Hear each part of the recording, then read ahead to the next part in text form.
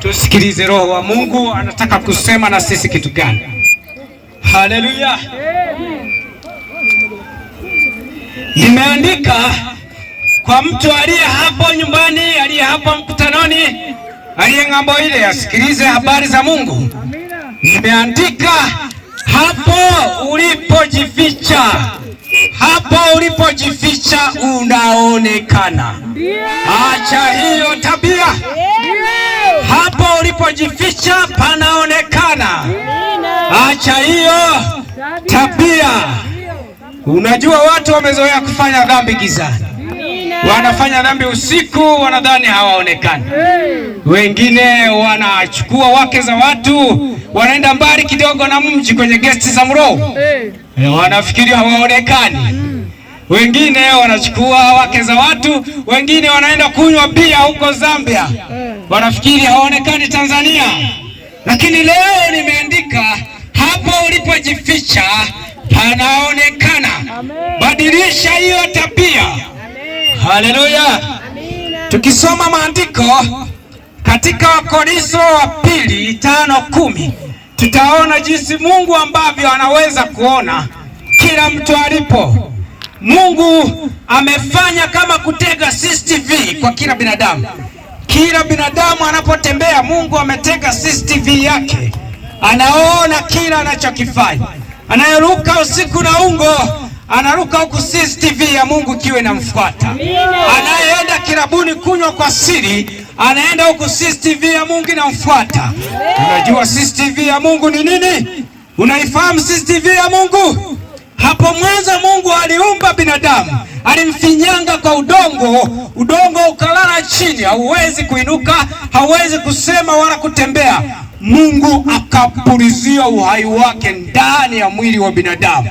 Kwa katika udongo aliofanya Mungu umechangamana na nafsi ya Mungu ndani. Binadamu hawezi kumwepuka Mungu. Halo. Binadamu hawezi kumwepuka Mungu. Kimbia haraka. Hapo ulipo panaonekana. Acha hiyo tabia. Nitamwomba mtasome hapo kulingana na muda wetu. Ni Wakorintho wa pili 5 mstari mdogo wa 10. Tasoma Wakorintho wa pili 5:10 inasema, kwa maana imetupasa sisi sote kudhihirishwa mbele ya kiti cha hukumu cha Kristo, ili kila mtu apokee jala ya mambo aliyotenda kwa mwili kadri alivyotenda, kwamba ni mema au mabaya. Bwana Yesu asifiwe. Lakini pia sitasoma, ukisoma Luka 12:2 hadi 3 anasema hivi, hata maneno uliyomnong'oneza mtu sikioni yatawekwa wazi. Maana yake ni kwamba hakuna jambo linalofichika mbele ya Mwenyezi Mungu. Haleluya. Amen. Nazungumza na mtu wa Kanabera habari za Yesu Kristo. Ninamwambia mtu wa Kanabera kwamba aache anachokifanya kidhani haonekani, kwa sababu wanaomuona mtu anayefanya dhambi sio mchungaji, wala sio mke, wala sio mtoto wa mtu, lakini Mungu ameweka CCTV yake ya kiroho ambayo inamfuata kila mtu anapoenda. Kila unachokifanya kinaandikwa. Bwana Yesu asifiwe. Kila unachokitenda kinaandikwa.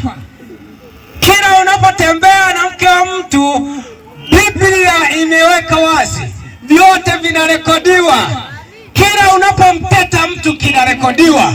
Kila unapoiba au kulewa pombe kinarekodiwa. Ukiruka kwa ungo ukasafiri kinarekodiwa. CCTV ya Mungu inaambatana na kila binadamu, inamfuata na kurekodi kila anachokifanya. Siku ya mwisho itakapofika, Mungu atayaweka wazi, kila mtu atayaona matendo yake. Haleluya. Haleluya. Haleluya. Hapa ulipokaa CCTV inachukua. Siku ya hukumu utayaona matendo yako hapa ulipokaa hapa. Mtu atajiona kwa akili yake timamu ya kibinadamu aliyoumbwa na Mungu na kugundua pale, ni mimi ndiye ninayefanya hiki. Bwana Yesu asifiwe. Unangoja nini mtu wa Kanabera? Dhambi umezifanya kwa muda gani na kwa muda gani umekaa katika dhambi? Biblia inasema hukumu anayoiandaa Mungu imeandaliwa kwa miaka mingi. Watu watakaa kwenye jehanamu hilo bila kupumzika. Hakuna mtu wa kumwambia pole. Pole na msiba wa sasa hivi, wengine wanakushika mkono, wengine wanakupa pesa, wanakuambia pole. Msiba huo unaokuja, msiba wa watenda dhambi, watu watagagaa. Mungu atawaacha wahukumiwe. Macho ya Mungu yatakuwa yameangalia kwingine. Mungu atawageuzia kisogo wanadamu, maana kwa sasa amekuwa akiwasubiria kutubu. Watu wameendelea kufanya dhambi. Itafika siku ambayo Mungu anakuja kugeuza kisogo. Watu watagagaa kwenye moto, watu watasaga meno, watu watabadilika rangi kwa sababu ya kuungua, kwa sababu siku imefika ambayo haina msamaha. Amina. Pigie makofi Yesu, kwa sababu sisi tutakuwa tupo mahali pa kupumzika. Tutakuwa tukiimba na malaika, sijui tutaruka na mabawa, sijui tutaimba kwa namna gani, lakini Biblia inasema tutamsifu Mungu daima. Tutabadilishwa hali zetu za muonekano. Hatutavaa nguo za rangi tofauti tofauti kama hivi, wala hatutakuwa na rangi tofauti za kibinadamu kama wazungu na Afrika. Tutakuwa na rangi moja ya kung'aa. Wakati huo tunaimba haleluya mbele ya mwanakondoo. Wakati huo tunaruka. Wakati huo tunasafiri bila kutumia nauli. Wakati huo tumesahau machozi ambayo tumekuwa tunalia hapa duniani. Wakati huo wengine wanagagaa, wanalia, wanaomba msaada kwa Mungu. Hakuna msamaha tena wakati huo. Muda wa msamaha utakuwa umeshapita. Sasa hivi ndio muda wa msamaha. Njoo kwa Yesu, achana na dhambi unazozifanya. Njoo mkimbilie Yesu wakati bado upo wa kutubu. Bwana Yesu asifiwe. Bwana Yesu asifiwe. Nazungumza habari za Mungu kwa mtu yeyote anayesikia popote alipo, ajue kuna wakati unakuja ambao Mungu huruma yake itaisha. Mungu ana uwezo wa kuvumilia, lakini akichoka, anachoka kweli kweli. Hawezi tena kurudisha msamaha. Mungu akichoka, hawezi kugeuka tena. Mwamini Mungu, mtu wa Kanapela. Acha dhambi. Kama umeamua kwenda kanisani, nenda kweli kanisani. Acha dhambi. Acha kumdanganya mchungaji. Nenda kanisani, kaabudu Mungu wa kweli. Jilinde mwenyewe. Haki, diria haki. Diria haki kae kifuani wako. Unajua diria haki ni nini? Biblia inasema vaeni diria haki. Unaifahamu diria haki? Wakristo, mnaijua diria haki? Diria haki mnaifahamu? Ni matendo mazuri unayoyafanya wewe, yawe diria haki kwenye kifua chako. Hata watu wakitaka kukusema washindwe, kwa sababu umevaa diria matendo yako ya haki kwenye kifua chako. Hata watu wakikunyoshea kidole, wengine waseme huyu hayuko hivyo, kwa sababu umevaa diria haki kwenye kifua chako. Inakulinda. Hapo utashuhudia na watu. Nendeni makanisani, mwabuduni Mungu katika roho kweli. Acha kujificha machoni pa mchungaji asiyeona sirini. Mwenyezi Mungu anaona kila kitu. Na wasioenda kanisani leo, sauti hii inaingia nyumbani mwako. Mpokee Yesu leo. Haleluya. Na ukimpokea Yesu, anakaa katika moyo wako, anaishi na wewe, anashughulika na shida zako, anatembea na wewe, anakuwa ni nuru ya maisha yako. Tena niwaambie kitu, watumishi wa Mungu, usikae kanisani bila kuwa na uhakika kwamba nitaenda mbinguni. Usikae, tafuta kuwa na uhakika kwamba naenda. Acha dhambi, mtu wa Kanapela. Haijalishi unaenda kanisani au hauendi kanisani. Acha dhambi. Usienda kanisani, njoo kwa Yesu. Njoo kwa Yesu, mpokee Yesu. Njoo kwa Yesu, mpokee Yesu. Jifunze mafundisho ya wokovu, ukulie wokovu. Makanisani mengi sasa tunakaribia kuzizidi paa. Njooni kanisani, tumwabudu Mungu, tukulie mafundisho ya wokovu. Amen. Siku hiyo itakuwa ni siku ya ajabu sana. Hakuna atakayekuwa na huruma na mwenzie, kwa sababu kila mtu atakuwa anahangaika kivyake. Mchungaji atahangaika kivyake. Kama hakuwa sawa, atakimbia, atajikwaa kwenye mashimo humo.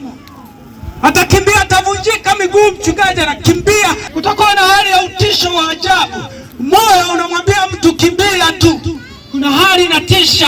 Moyo unamwambia mtu kimbia, mtu anakimbia, watu wanakimbia kwenda kuomba msaada, sababu mioyo yao haijatulia. Amani ya kweli imeshatoweka. Mkristo kama hakukaa sawa, atakuwa hakuna kwa kukimbilia. Utaenda kanisani utakuta hapana amani. Ukienda kwa mchungaji kama hakukaa sawa na Mungu, utakuta na yeye amekimbia, ameenda milimani, anahangaika.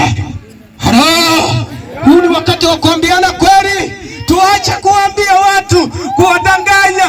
Wachungaji, tuache kuwadanganya watu, tuambie watu ukweli, waache dhambi. Tuambie watu waache dhambi, tuache kuwadanganya watu, tuambie washirika waache dhambi. Mungu anakuja kuchukua kanisa, tutahukumiwa kama tutaambia watu ukweli. Tuambie watu waache masengenyo, waache dhambi, waache uchawi, waache kuiba, waache umalaya, waache masengenyo. Yesu anarudi haraka. Haleluya! Yesu anarudi haraka. Yesu anarudi haraka. Watu waache dhambi. Asiye na dini akimbilie kanisani, apokee mafundisho ya kukulia wokovu. Aliye kanisani asimame kwenye mafundisho ya kweli, ampendeze Mwenyezi Mungu. Haleluya, haleluya. Nampenda Yesu, nampenda Yesu. Mtafanya kazi daima. Hii kazi ni njema ya kuambia watu waje kwa Kristo. Haleluya. Watoto wadogo, mnanisikia? Mnanisikia watoto wadogo? Acheni kudokoa, acheni kuiba watoto wadogo. Shetani amepanda roho zinakuwa taratibu, na wachungaji wamepigwa upofu. Hawafuatilii habari ya watoto, hawaendi Sunday school kuangalia watoto wanajifunza nini, hawaendi huko, hawaelewi msingi wa kanisa. Unaharibiwa mapema. Wanaanza kuhangaika na watu wazima waliokomaa, hawawezi sasa kuwarekebisha, walichelewa. Shetani anawahi kupanda mapema ili kuliharibu kanisa linalokuja.